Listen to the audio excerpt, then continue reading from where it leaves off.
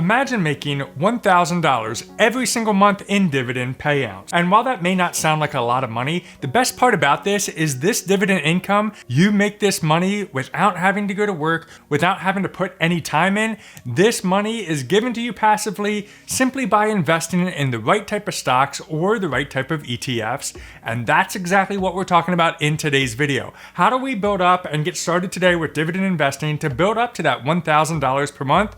Or more. Now in this video specifically, we're gonna look at stocks and we're gonna look at ETFs. We're not gonna look at anything else other than that, just your typical companies that you can buy in the stock market. And don't worry, if you're just starting off with this and you're like, I'd love to get paid extra money for just investing, that would be kind of cool. That's really the point here. Just for beginners to get started right, you wanna make $1,000 a month and more. I'm gonna share with you actually how, without doing anything at all from this point forward, how I could earn an additional $41,000 a year just in dividend payouts using the dividend snowball strategy. So let me break this down super simple and how I actually look at stocks before I go ahead and actually buy into them, especially if they pay a dividend. Now what I'm gonna use, I'm gonna pull up my iPad screen here so you can follow along with me, and we're gonna actually look at Seeking Alpha. I love Seeking Alpha because it provides me so much more data, and I'm gonna pull up one particular stock, a company in other words, and it's gonna be my favorite, Apple, because I'm using an iPad. Might as well pull up their stock, AAPL,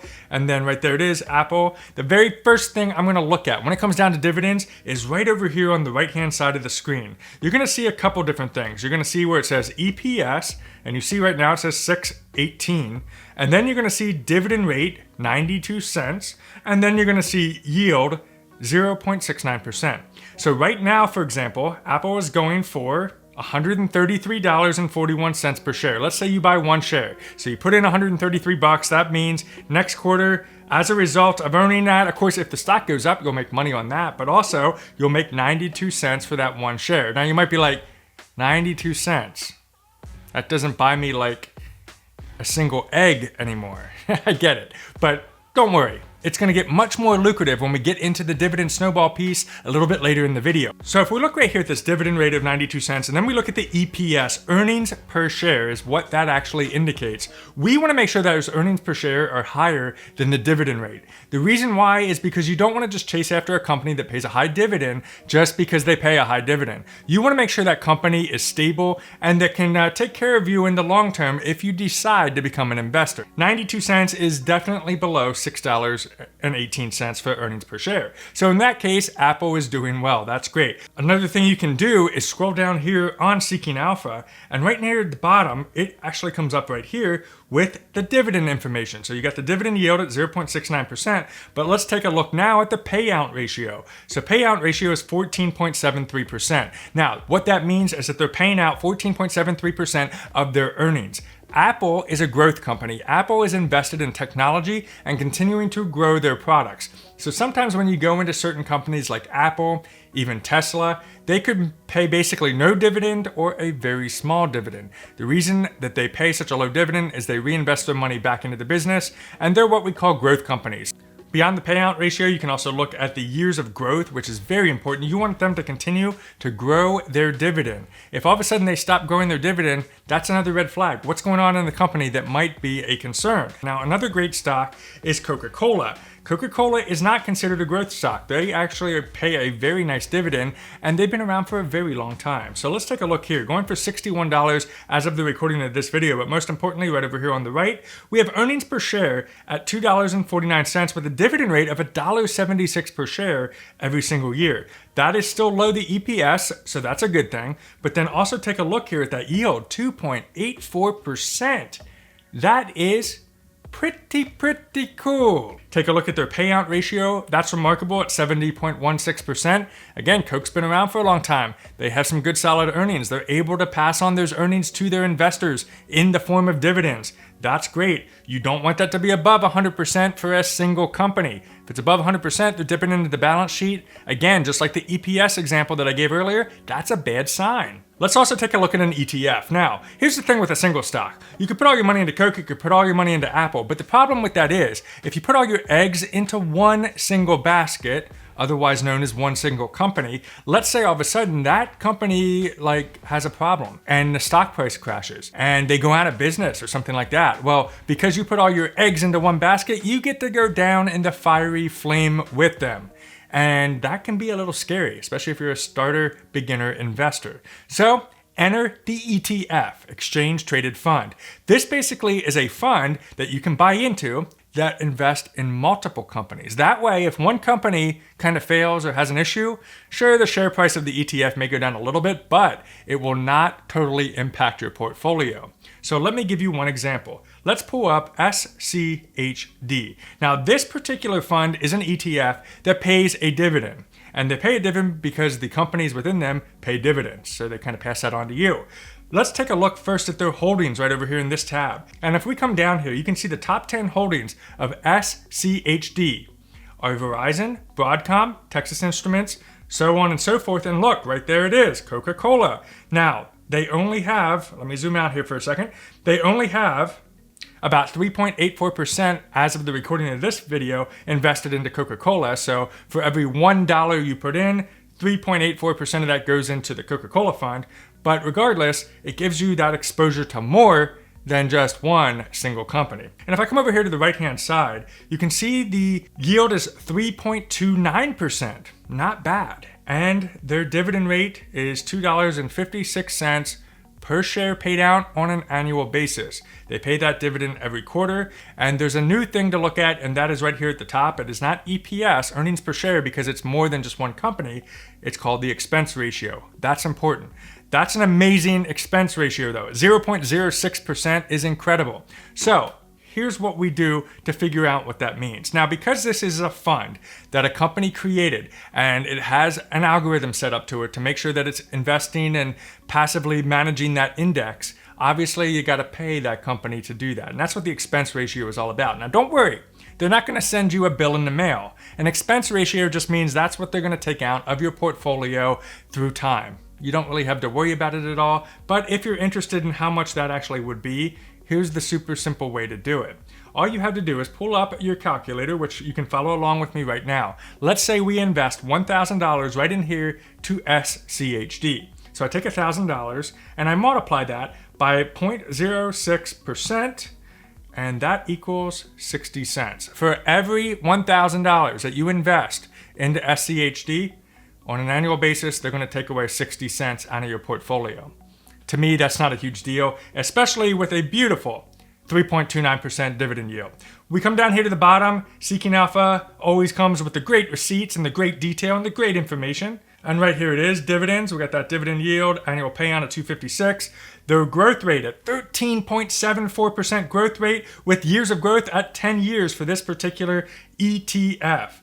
And their last announced dividend was 70 cents per share. Again, the annual payout's 256, but every quarter they pay you 70 cents for every share that you own that actually already paid down on December 12th, 2022. So let's talk about this really important thing, which is the dividend snowball and how to get to that $1,000 a month. See, it doesn't mean that you have to go hog wild into this right away and be like, oh my gosh, I got to invest all this money and how am I going to figure this out? Take it a step at a time. And I'll tell you what, the people that get started today and stay consistent over the long period of time, doesn't matter if you're 18, 25, 35, 55, or 65. The thing is, if you get started today and you just stay consistent, that's really going to be the key. Now, let's take a look here. And this is called the dividend tracker. I also have a link down below if you want to check this out as well. This is how I track my dividends. You can actually plug in your portfolios and it lets you know when you're going to get paid, how much you're going to get paid, and it gives you a grade and you can kind of actually see how you're progressing on your dividend journey. So check it out, link down below. There is a free and a premium version.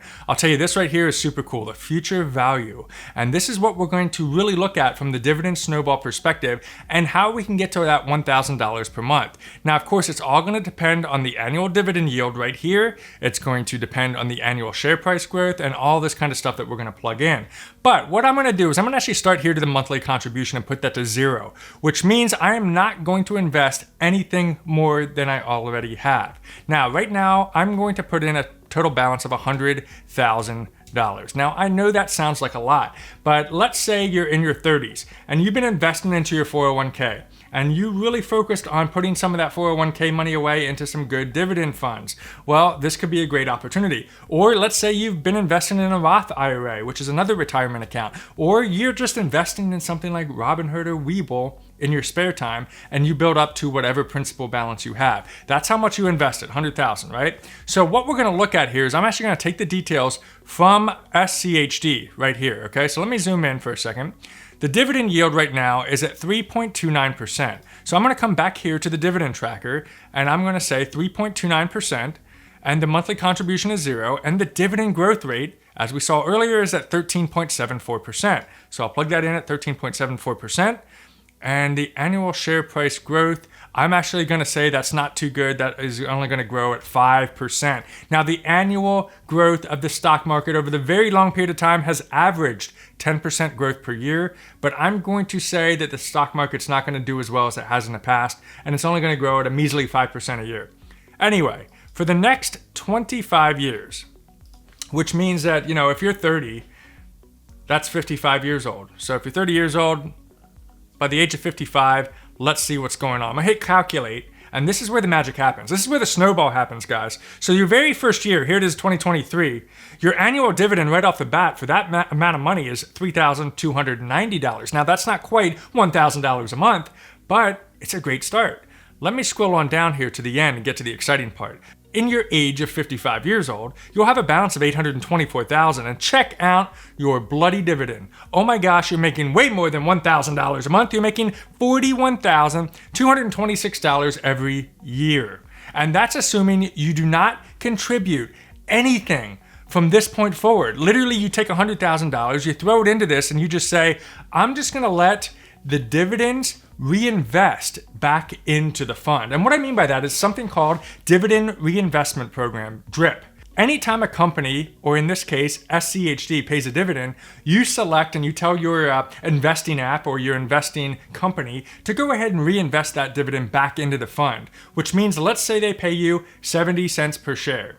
Well, instead of paying me 70 cents per share, just take that money and buy more shares of SCHD. And what that starts is the snowball, because every time it pays a dividend, it's going to keep adding more shares. As you add more shares, those shares become eligible for a dividend payout. So if you had 1 share and then a few years later now you have 5 shares or 8 shares, depending on the dividend reinvested, that's how you build up from a measly $3,290 a year to $41,000 a year simply by doing nothing except for just putting your money in and reinvesting the dividend. That's magic. Now, let's say you decide you're not going to do that because you're like, no, come on. I'm not going to just put my money in here and let it sit. I'm going to keep investing. So instead, you're going to change this monthly contribution to $500 a month. Now, I selected $500 a month because that is the average car payment. And if you can find a way to get out of the trap of always buying a new car and having a car payment and all that stuff, I know it's hard, but if you could find a way to pay off that car and just live with the car without a car payment and instead put $500 a month into a dividend fund of some sort, let's see what kind of magic happens. I'm gonna hit calculate. We're gonna come down here to the bottom. And because you did that, now look at the difference. By the age of 55, if you're 30 right now, you're gonna be a millionaire with a balance of $1.3 million. And that's assuming only a 5% growth per year. And you're gonna get $65,000 paid out to you in dividend payouts every single year. Now, what you could do in the year 2047 is say, hey, I'm done with dividend reinvestments. All I want you to do is pay those dividends directly to me. Thank you very much. And if you could live off of $65,000 a year in the year 2047, let's say your mortgage is paid off and you got your money under control, like I hope you can in the future, that'll be amazing, because then you just get paid for just having a balance in your account. And you don't even have to touch your $1.3 million, which means it'll continue to grow on. And then you leave all that money to your, maybe your kids or your family or your friends or your loved ones. They're going to kind of love you a lot for that, right? So that's kind of the key. But let me be realistic right now because you're sticking with me. A lot of you might be like, 100,000 is ridiculous. Okay, let's do $25,000. If you can find a way to get yourself built up to $25,000, assuming everything else stays the same, we're going to wait for 25 years, no matter how old we are, we're just going to wait for that long. At $500 contribution, here's what the numbers look like. You're still going to get where you need to be. In fact, in the year 2037, you're going to make $12,000 a year, which is that $1,000 per month. This is how you do it.